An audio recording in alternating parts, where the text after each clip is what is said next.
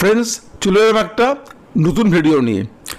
আপনারা হয়তো অনেকে শুনেছেন বা না শুনলেও আমার ভিডিওর মাধ্যমে আপনারা জেনে যাবেন যে কোয়ান্ট মিউচুয়াল ফান্ড ইন্ডিয়ার সবথেকে ফাস্টেস্ট এবং সবথেকে গ্রো করছে এরকম একটা মিউচুয়াল ফান্ড, যেটা সম্বন্ধে কিনা সেবি একটা রিপোর্ট করেছে এবং সেবি এটাকে একটা স্ক্যাম হিসেবে ধরেছে। এবং কোয়ান্ট মিউচুয়াল ফান্ডে সম্বন্ধে সেবির বিশেষ দৃষ্টি আছে এবং সেই জন্য অনেকেই আমাকে এইটা সম্বন্ধে ভিডিও করতে বলেছে। তার জন্য আমি আজকে চলে এলাম এটা সম্বন্ধে ভিডিও করার জন্য। এই কোয়ান্ট মিউচুয়াল ফান্ডে কী ধরনের সেবি কী তাদের রিপোর্ট করেছে এবং তাদের কী তাদের বিরুদ্ধে কথা আছে, এই সমস্ত কিছু নিয়ে আজকে ভিডিওটা। এবং আমরা যারা কোয়ান্ট মিউচুয়াল ফান্ডে ইনভেস্ট করেছি আমাদের কি করা উচিত বা আমরা কি করব সেটাও এই ভিডিওতে আমি শেষে আলোচনা করেছি। আসুন প্রথমে সেবি কি বলেছে সেটা আমরা জেনে নিই। আপনাদেরকে আমরা একটু স্ক্রিনে নিয়ে যাচ্ছি। আচ্ছা, Quant mutual fund under SEBI's radar over front running suspicious, অর্থাৎ ফ্রন্ট রানিং হচ্ছে এটা সন্দেহ করে এটা সেবি রেডারে কোয়ান্ট মিউচুয়াল ফান্ড আপাতত আছে।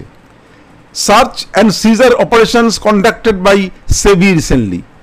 সেবি বুঝতেই পাচ্ছেন এরা সার্চ এবং সিজার অপারেশন করেছে এবং তার জন্য এরা এদের mobile phones, computers and others digital devices ceased. কারণ যখনই কোনো এই ধরনের সংস্থা যখন তারা যায় তদন্ত করতে, তারা প্রথমেই তারা এই মোবাইল ফোন, কম্পিউটার্স এবং এই ডিজিটাল ডিভাইসেসগুলো তারা সিজ করে, কারণ যেখান থেকে যাতে কোনো রকম তথ্য তারা নিতে না পারে বা পাচার করতে না পারে। SEBI suspects a dealer from Quant or a broker firm handling Quant's orders involved as per ET report. SEBI suspect করছে কি কোনো ডিলার অথবা কোনো ব্রোকার তারা কিন্তু এই ধরনের কিছু ব্যাপারটা হ্যান্ডলিং করেছে। এবারে প্রশ্ন আসছে, what is front running? Front running হচ্ছে when an insider or a broker makes a trades in advance based on privileged information. আমি এটা আপনাদেরকে বিশদভাবে একটু পরে বর্ণনা করে বলছি যে ফ্রন্ট রানিংটা কী জিনিস। আর এইটা কি লিগ্যাল? না, এটা আদৌ লিগ্যাল না। It is unethical, illegal and band under SEBI regulations. এটা কিন্তু ইললিগ্যাল এবং এটা কিন্তু সেবি পরিষ্কার বলে দিয়েছে এটা it is completely unethical. SEBI এবার কি বলছে? SEBI surveillance system detected potential front running. এরা দেখেছে যে এখানটায় একটা ফ্রন্ট রানিং চলেছে, এটা ডিটেক্ট করেছে। Quant's executives aware of the trade sizes and timings may have leaked confidential information. এবং বলছে কোয়ান্টসের এক্সিকিউটিভরা এই ব্যাপারে সচেতন ছিল, তাদের ট্রেড সাইজ, টাইমিংস এবং এটা কনফিডেন্সিয়াল ইনফরমেশনগুলো তারা লিক করেছে। এইবারে আমি আসছি আপনাদের বোঝানোর চেষ্টা করছি যে ফ্রন্ট রানিংটা কী জিনিস। আচ্ছা, ফ্রন্ট রানিং বা ইনসাইডার ট্রেডিং বলতে কি বোঝায় এটা আমাদের একটু জানা দরকার এবং এটার জন্য কি এফেক্ট হতে পারে সেটাও আমাদের জানা দরকার। তাহলে ফ্রন্ট রানিংটা কী জিনিস? এটা হচ্ছে কি, ধরুন আজকের কোনো মিউচুয়াল ফান্ড যখন বাজার থেকে যখন কোনো শেয়ার কেনে তখন কি হয় না, সেই শেয়ারটার দামটা একটু বেড়ে যাবে। তার কারণটা কি? কারণ মিউচুয়াল ফান্ড তো আর অল্প শেয়ার কেনে না, তারা হাজার হাজার কোটি টাকার শেয়ার কেনে। যখন সে শেয়ারটা কিনছে অটোমেটিক্যালি সেই শেয়ারটার দামটা বেড়ে যাচ্ছে। সিমিলারলি যখন তারা বিক্রি করছে তখন অটোমেটিক্যালি সেই শেয়ারের দামটা কিন্তু পড়ে যাচ্ছে। এইবারে যদি মিউচুয়াল ফান্ডের যারা কিনছে, যারা ফান্ড ম্যানেজাররা আছে বা তাদের যারা বিভিন্ন যারা এক্সিকিউটিভরা আছে তারা অনেকেই খবরটা জানে যে এটা আমরা আজকে এই শেয়ারটা কিনবো, তাদের কাছ থেকে যদি এই খবরটা লিক হয়ে যায় বাইরে, অর্থাৎ তাদের কোনো চেনাশোনা লোক বা তাদের কোনো ডিলার বা কোনো ব্রোকার বা তাদের কোনো বন্ধুবান্ধব বা HNI তারা যদি জেনে যায় যে এই শেয়ারটা কেনা হচ্ছে বা বিক্রি করা হচ্ছে, তারা করবে কি, তার আগে একটা অ্যাকশান নিয়ে নেবে। অর্থাৎ তার আগে কিনে বসে থাকবে। যখনই আপনার কোয়ান্ট হোক বা যে কোনো মিউচুয়াল ফান্ড হোক শেয়ারটা কিনবে তখন তার দামটা বেড়ে যাবে, তারা তখন বিক্রি করে দিয়ে চলে আসবে। ফলে এরা যেটা কিনে কোনো লাভ হলো না, কারণ শেয়ারটা তখন কিছুটা পড়ে গেল। সিমিলারলি আমরা এরকম বিক্রি করতে যাবে এরা করবে কি, তখন সেই একইভাবে তারা করবে কি যে বিক্রি করার আগেই এরা বিক্রি করে দেবে, অর্থাৎ বিক্রি করার পরে সেই শেয়ারের দামটা পড়ে যাবে। ফলে কোয়ান্ট যে দামটা বিক্রি করার পাওয়ার কথা ছিল সেটা না পেয়ে একটু কম দামে বিক্রি করবে। তো অটোমেটিক্যালি যদি বেশি দামে কেনে বা কম দামে বিক্রি করে তাহলে ইনভেস্টরদের ক্ষেত্রে সেটা কিন্তু খুব ভালো হবে না। সেই জন্য এই জিনিসটা খুবই মারাত্মক ব্যাপার। তবে এইখানটায় কতটা কি হবে সেটা আপনার আসুন আমরা আলোচনা করি। প্রশ্ন হচ্ছে যে এইটা কি প্রথম? না, উত্তর হচ্ছে না।